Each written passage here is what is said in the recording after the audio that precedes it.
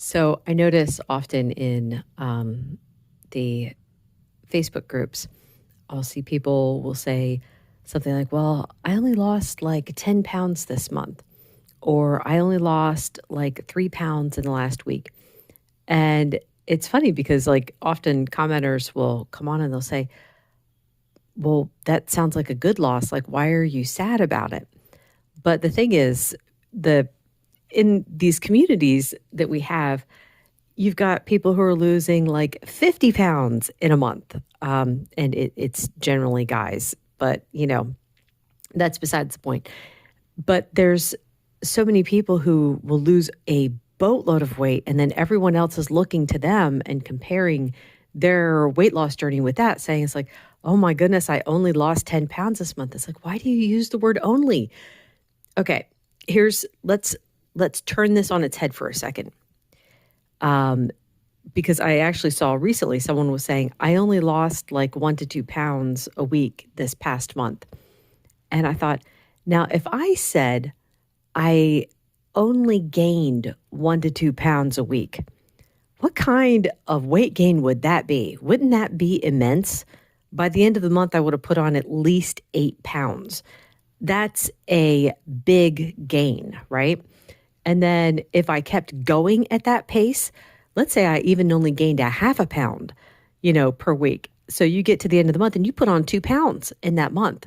So to use the word only, it kind of cracks me up because it's like, well, stop saying only. If your goal is to get healthy, the weight loss is going to come, even if it's at a snail's pace. The first 10 pounds that I lost, I did it in 4 months with, and I mean, it's like, oh, well, that's not a very big weight loss. It's like, that's 2.5 pounds a month. If I had gained 10 pounds in 4 months, yeah, that would have been a big weight gain. So, but I look back at that, it's like, okay, so it was just 4 months. I wasn't even hardly trying at that point either. I was calorie counting and I attributed it to that, but it was that I was gradually getting rid of carbs and I didn't even realize that that was what was helping. After that, it took me a further 2 years, I think it was at least 2 years, to take off the rest of the 30 pounds I needed to lose. Again, I wasn't trying, but it was a very, very slow process to take off that weight.